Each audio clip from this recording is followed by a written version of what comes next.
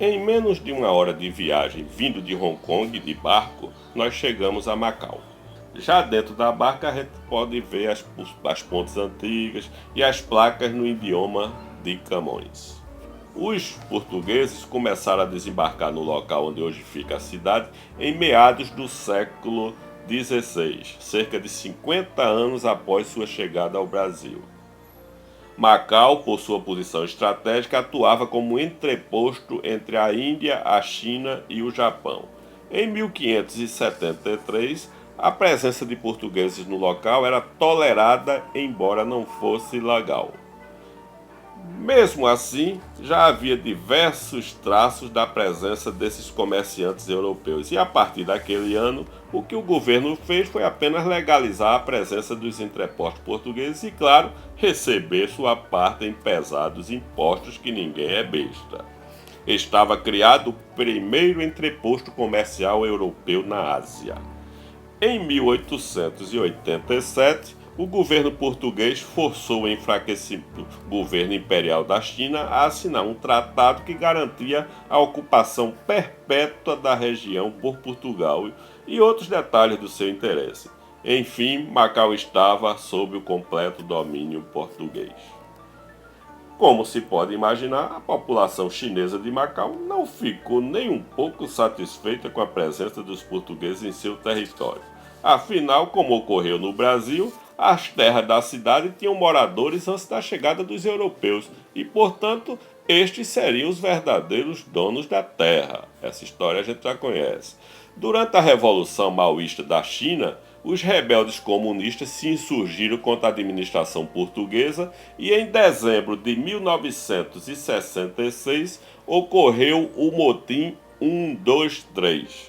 Na ocasião, grupos populares liderados por rebeldes defensores da Revolução Maoísta se amotinaram contra o governo de Macau.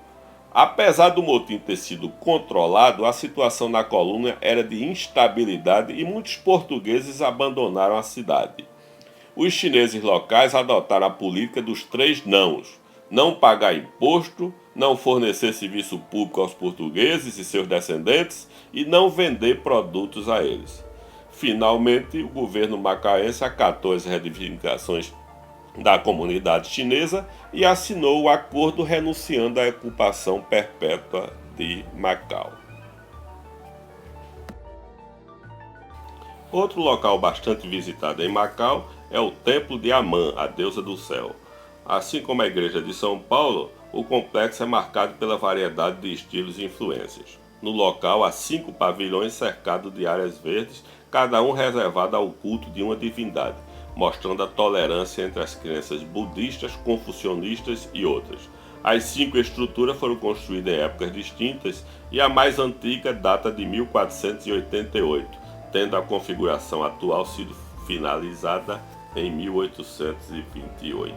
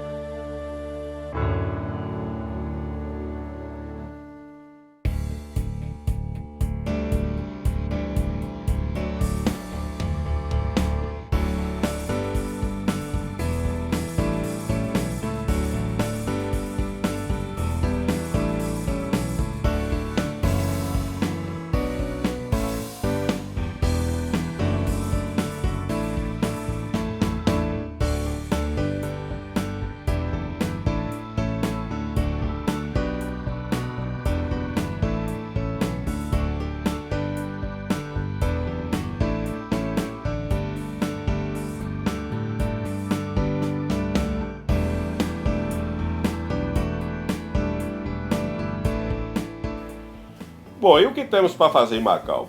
Bom, além da gente passear pelas ruas, que são ruas bastante agradáveis, como essas que nós estamos vendo aí, né? A gente ainda pode experimentar pastel de Belém. Eu experimentei o pastel de Belém, que é uma delícia. Dizem que é inclusive melhor do que o que serve em Portugal, né? Um pastel bem quentinho, uma delícia, né? E no centro fica a área que foi transformada em patrimônio histórico mundial, onde fica o mais famoso monumento histórico de Macau, que são as ruínas da Igreja de Madre de Deus, mais conhecida como Igreja de São Paulo. Atualmente existe apenas a escadaria e a parte frontal da construção, que é considerada uma das raras peças arquitetônicas da Ásia. Com 23 metros de largura e 25 de altura, a fachada de granito exibe uma harmônica mistura de influências europeias e asiáticas, em seu estilo mandeirista barroco, com pitadas de outras escolas estéticas. Isso aí eu copiei, porque esse negócio aí eu não entendo nada. A fachada foi construída, né, em 5 anos.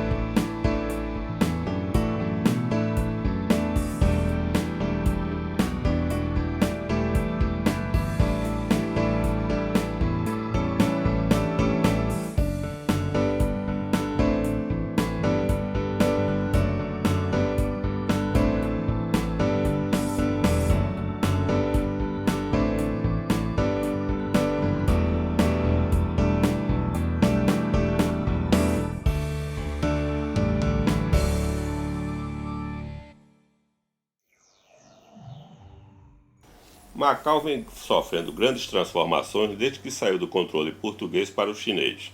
A gente vê isso claramente na paisagem, né, conforme já observamos, né? Além da revitalização do centro histórico, a região vem investindo pesado na indústria do jogo para atrair visitantes. A maioria das grandes construções hoje em andamento na cidade é de futuros cassinos, todos eles tentando arrancar do outro o título de maior, mais famoso, mais lucrativo da Ásia. Então são verdadeiros palácios esses cassinos. É de um luxo sem tamanho, conforme estamos vendo aí. Conforme vamos entrar aqui no Cassino Lisboa, e nós vamos ver o luxo que é. Infelizmente não se pode filmar a parte dos jogos, mas a parte externa do cassino já é um deslumbre fantástico, certo? E o jogo realmente a grande receita do governo é o jogo. Esses cassinos pagam uma taxa bastante elevada, em torno de 45% de seu ganho vai como imposto para o governo de Macau.